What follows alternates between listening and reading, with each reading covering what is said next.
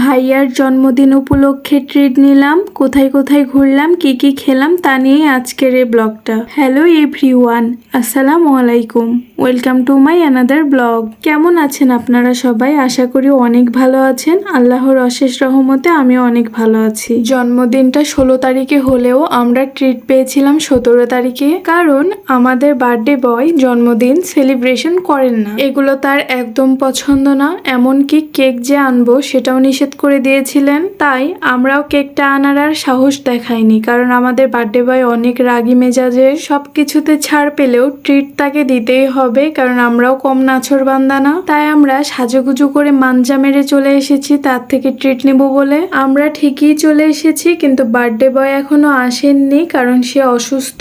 আমাদেরকে বলছে যে যখন আমরা খাওয়া দাওয়া করব ওই সময় ফোন দিতে, তাহলে সে চলে আসবে তখন। যেহেতু আমরা ঘোরার উদ্দেশ্যে বের হয়েছি,